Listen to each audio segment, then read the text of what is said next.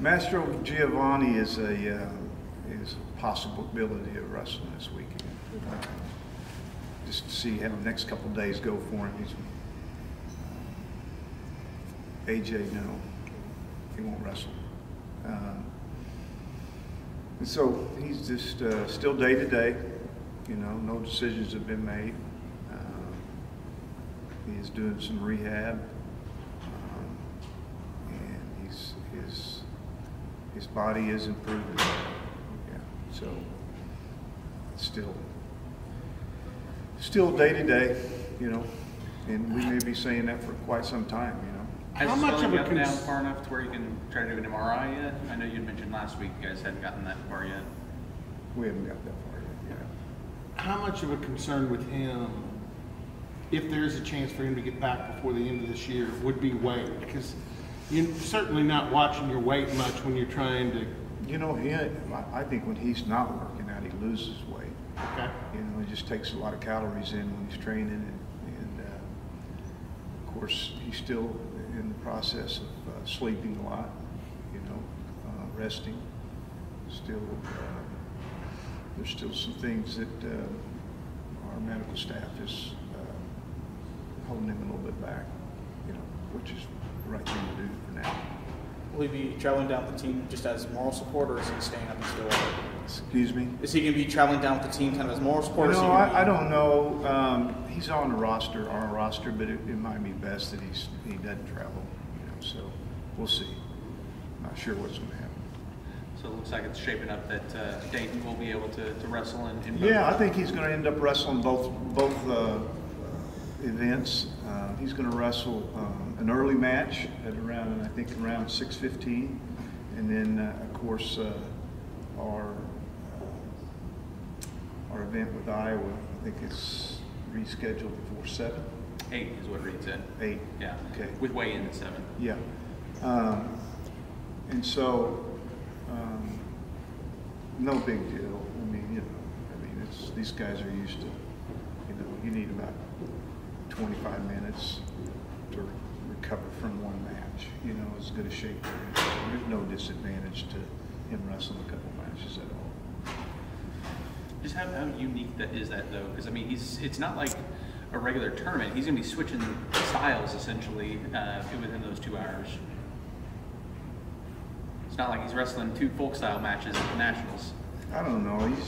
He's just one of those guys that doesn't worry about it a whole lot, you know. I mean, not talking enough to recognize his demeanor hasn't changed much since he started wrestling, you know.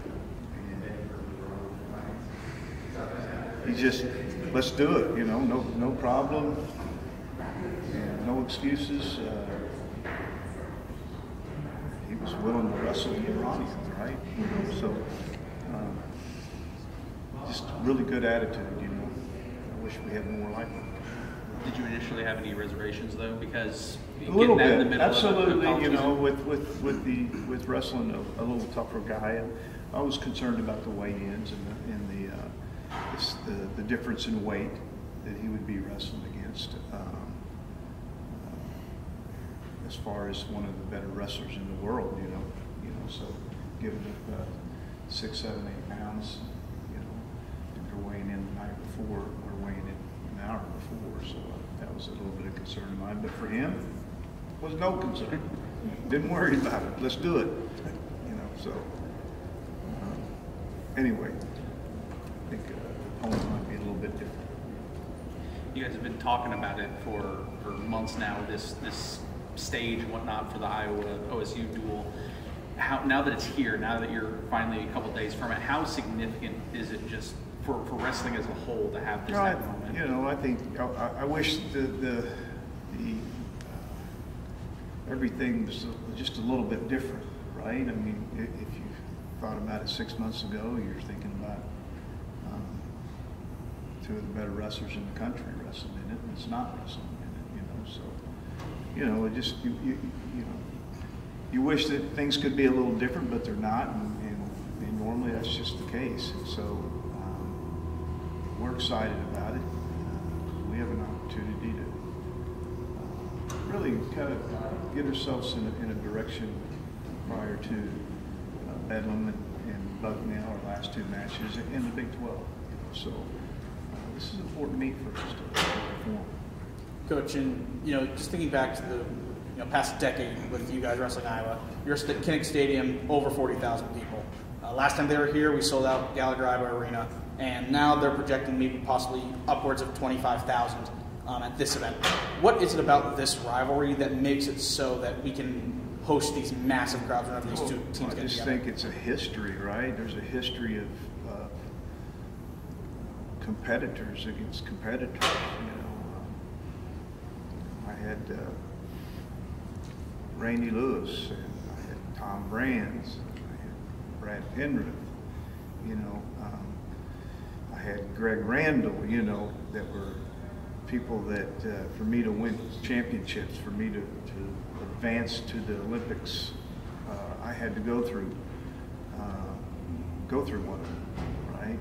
And likewise with probably Iowa against OSU, there's some individual matchups that have created more so this rivalry than team events.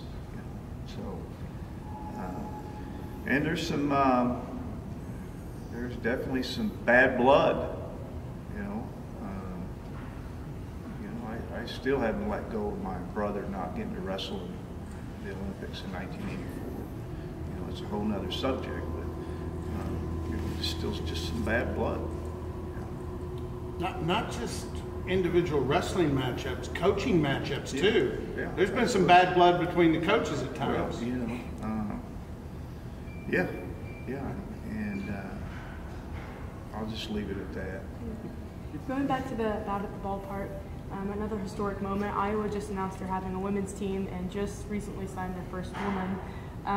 Not to mention, U.S. Olympic women's team will be at Bout at the ballpark. Do you think OSU is feeling a little more pressure because of this event to add women's wrestling to? I don't know about the event, but we're very much still focused on a date. You need to plan for things and look at facilities and prepare for something before you want to announce it. And so right now I think it's just a matter of facilities before we do anything. So I'm hoping that that comes quicker than later.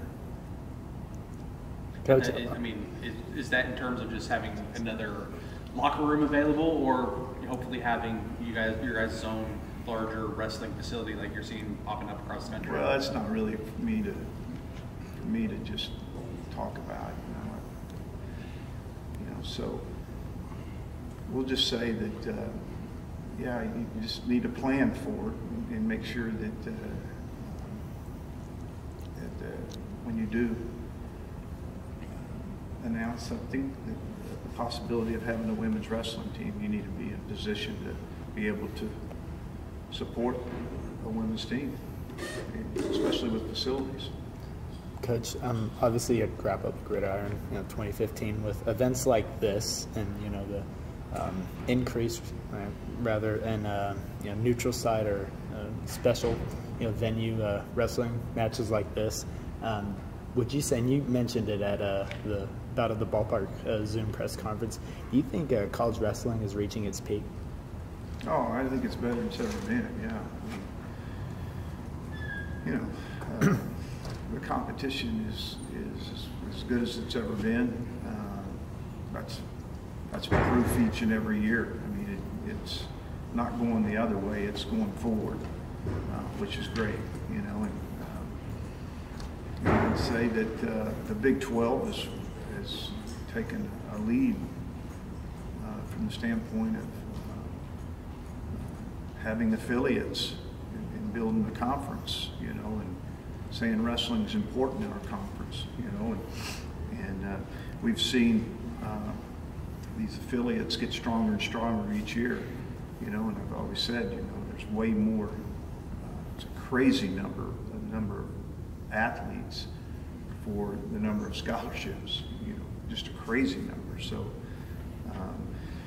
that's what's creating this competition that we're seeing across this nation.